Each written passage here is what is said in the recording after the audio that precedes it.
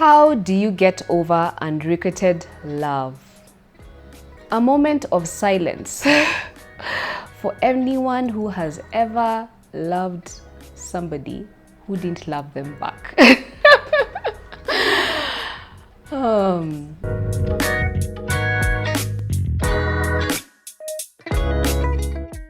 Hi everyone, welcome back to this segment on the I Am Unafraid podcast. Your host Lilian Okado, as usual. Thank you for tuning in, and thank you. Just take a pause. Please go and subscribe if you haven't yet subscribed. Click on that notification bell. That being said, so yes, unrequited love. Is it unrequited, unrequited? Anyway, whatever the pronunciation. I think I could be the queen of falling in love with people who don't love me. Anyway, I think everyone has gone through this. I think it's part of life. I think not everybody is going to love you, right? So you're going to experience rejection. You're going to experience moments where maybe somebody is leading you on in a relationship, and then you realize, oh my God, they don't even care about you. It happens, yeah? So how do you deal with that? Sometimes I imagine it would be insane, it would be awesome if we could all, everyone who has gone through that experience of of unrequited love, we could just all have a fireside chat somewhere in the Mara, sit and just talk about the stories. I think it would be hilarious, right? Hilarious because I know that would also help you realize that you're not alone. We see it in the Hollywood movies. We see it, you hear it with your friends. You see your people going through this nonsense. So I think I just need to say that it's not a unique thing to go through, and it's one thing that you can actually get over. Yeah. So I think let me give an example. It's almost like, I think when someone says, how do you get over unrequited love? It's almost like you're saying, how do you break up with somebody who was never yours? That's also another way, because you are not together, you are not dating, you are never acknowledged, but somehow your feelings got entangled, and now you have to break up with that person, and they don't even know, and you can't even have a closure conversation. Oh goodness. Anyway, I don't know if you guys watched this movie. I'm sure many of you must have watched it. The Twilight Zone. There was this episode called The Chaser, if I'm not wrong, and whereby one of the guys was really wanted to date someone. They really wanted to date this woman, and eventually they managed to woo them, and the woman fell in love with the guy. And then when the guy had this woman who he had been chasing, he's like, wait, this is not what I thought this was going to be like. Like, he finally realized, I've been waiting and pining over this woman. I finally have her, but she's not even what I want. And that made me think of, like a car.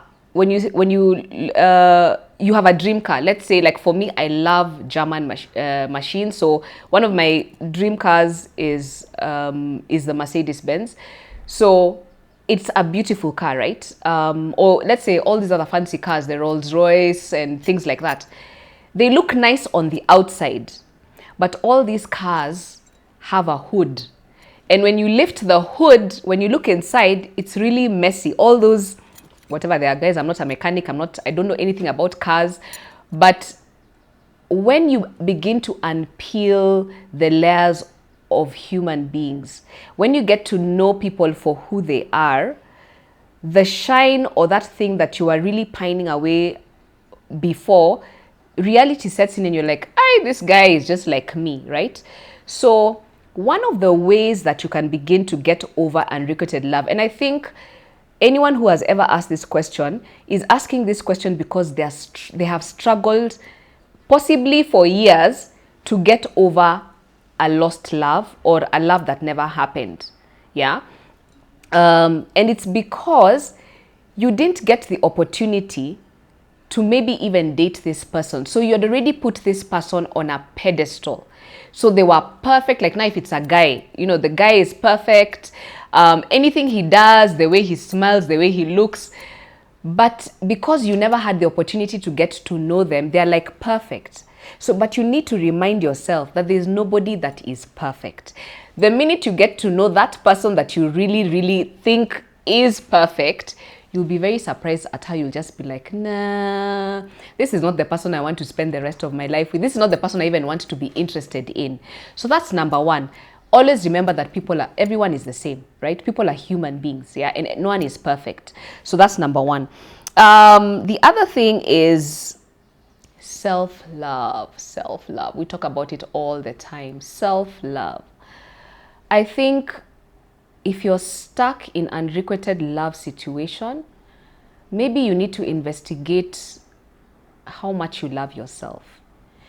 Sometimes we look for happiness in other people. Sometimes we look for completion in other people.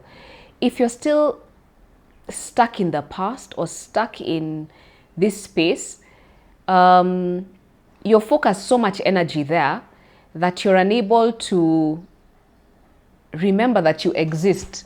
This person exists in your life more than yourself.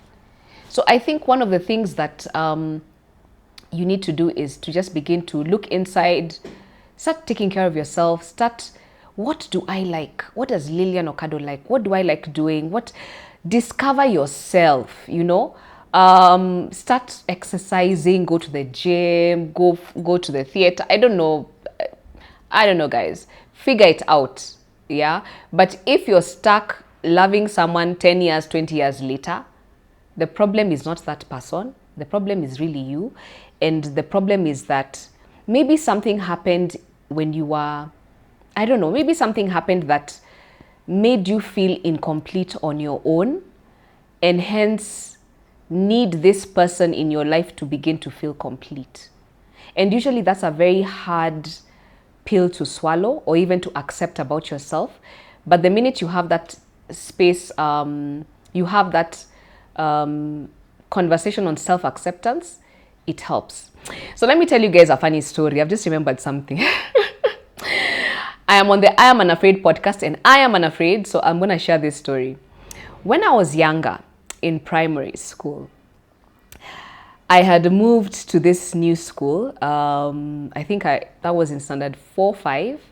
And it was this posh private school, and with posh kids, and things like that. So I remember there was this guy, I wouldn't mention his name, but I remember he was, a cute boy in class.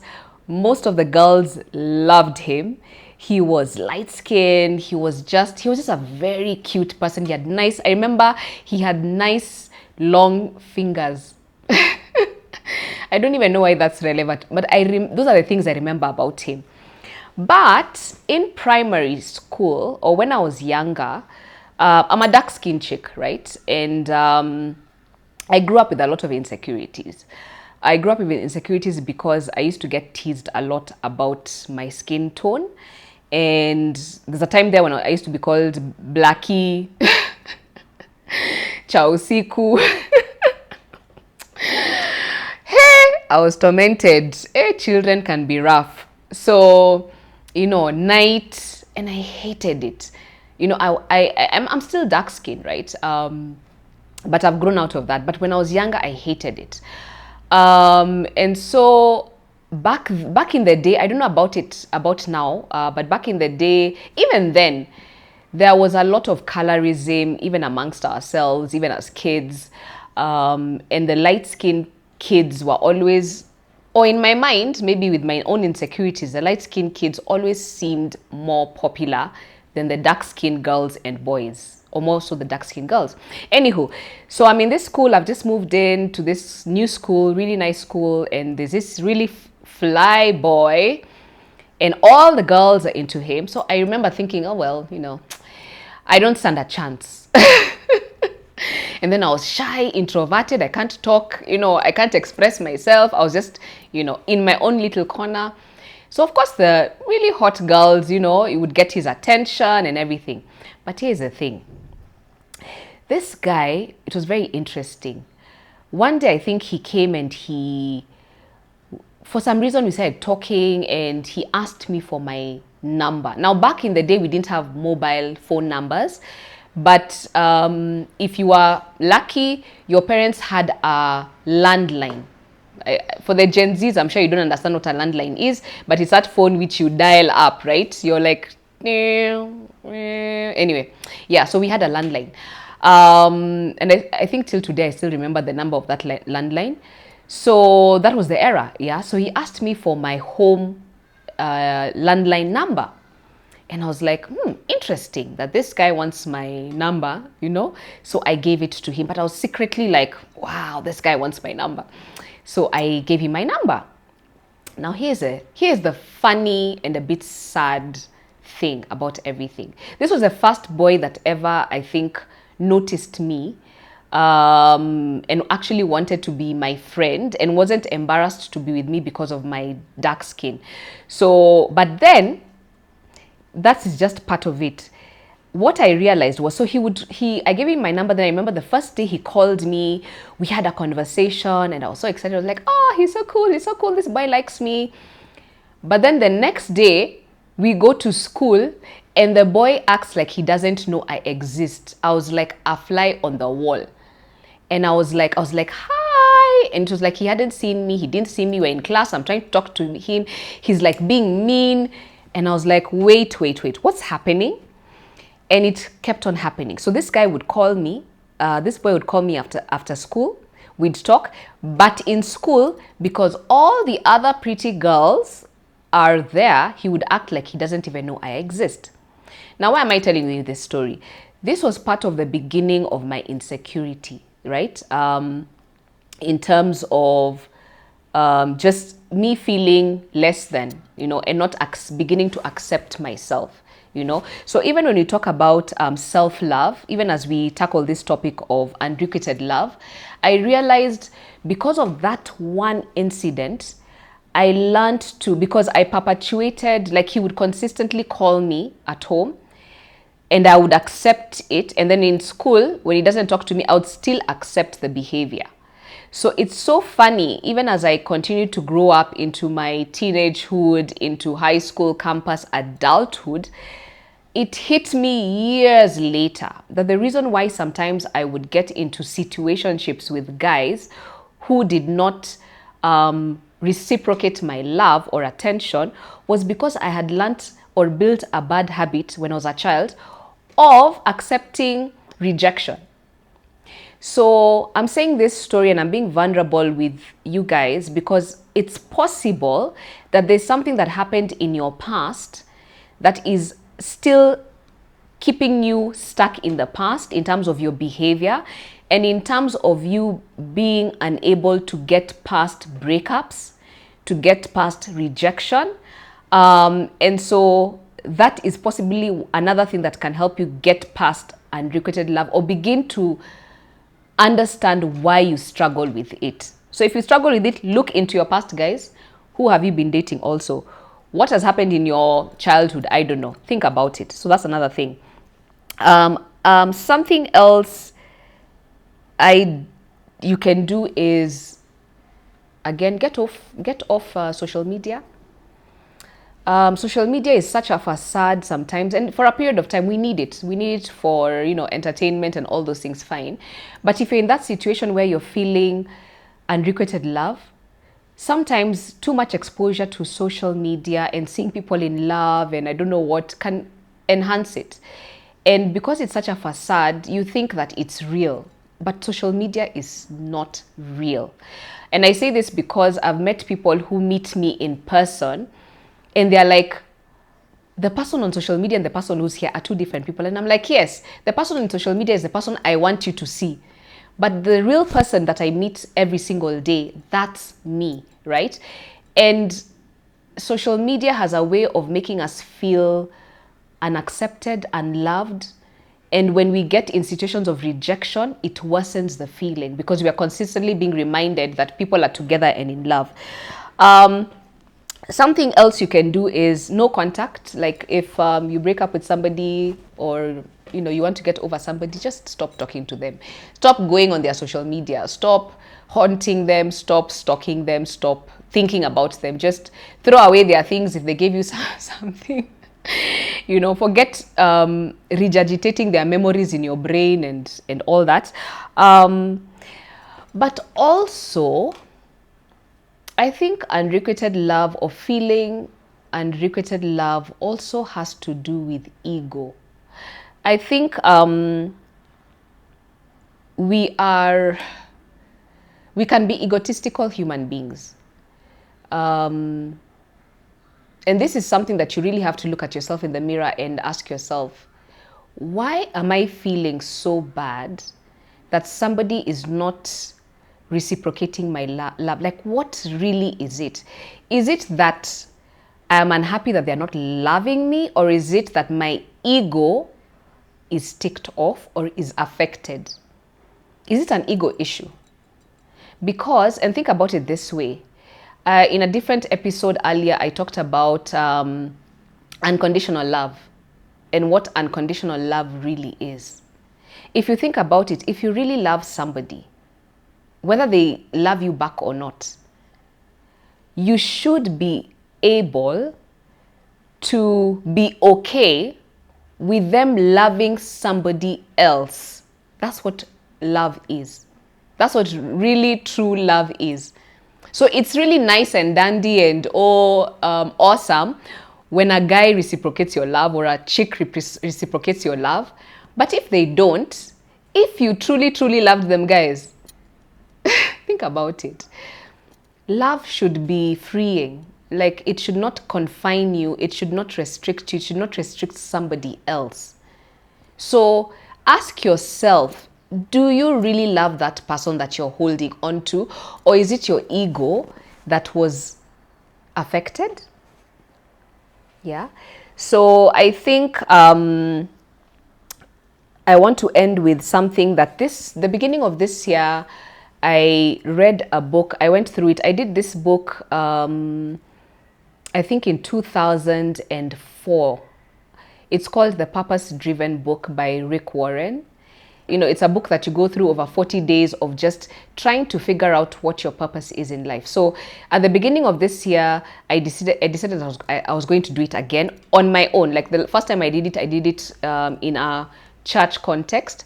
But for some reason, I had one of the people I follow online, they have podcasts that I listen to, and I had this person talk about the book, and I was like, oh yeah, let me look at that book. So I decided, let me buy it. So I bought it, and I also bought the journal.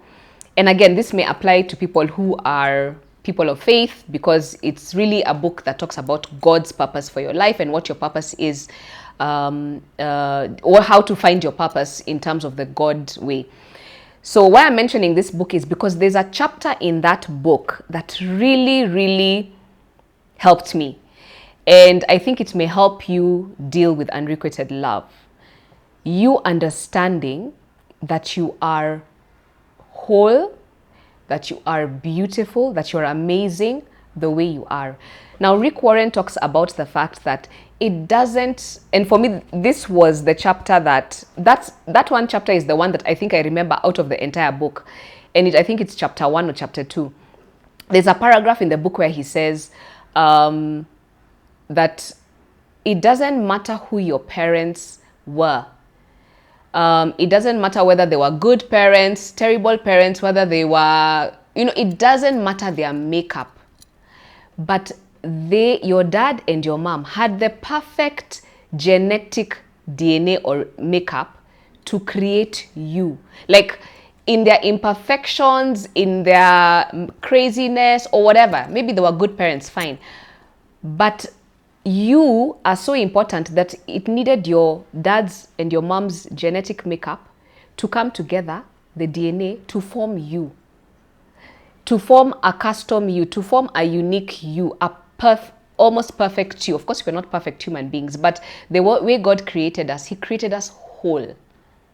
So if you understand how valuable you are, whether you love somebody, whether you're in love, you're not in love. If you just understand that, I think it's enough for you to begin to put your ego aside and begin to see yourself the way God sees you. You know, I always say that I wish some people could see themselves the way God sees them. And I say this because, or the way other people see them. I say this because I have for a while in the past struggled a lot with the imposter syndrome, and I know all of us sometimes deal with that. And then I meet people and they're giving me all these amazing things they think about me, and I'm like, are you really talking about me, or you're talking about somebody else? And I realized that because I don't see myself as whole, or I didn't see myself as whole, as complete, as amazing, as this awesome human being, I was unable to be who I am meant to be, right?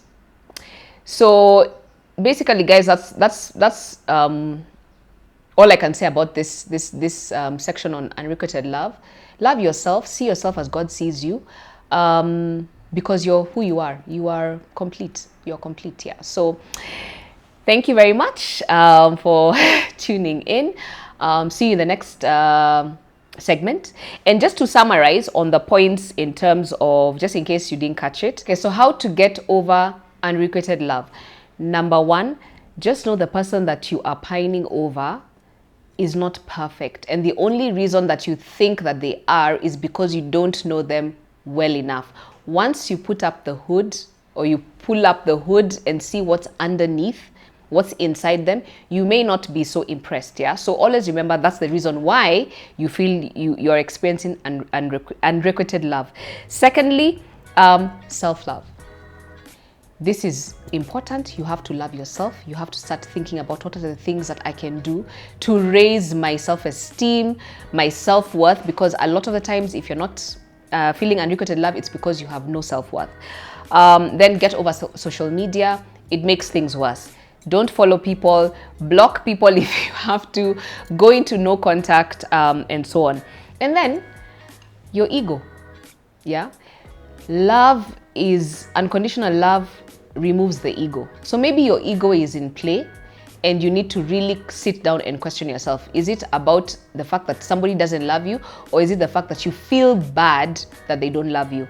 And then lastly, in Rick Warren's words, you are enough, you are whole, you are a complete human being. Remind yourself that, so that next time somebody says they're not that into you, you're like, it's okay, sayonara, I can continue with life with joy and peace and, you know, and love. Yeah. So thank you guys.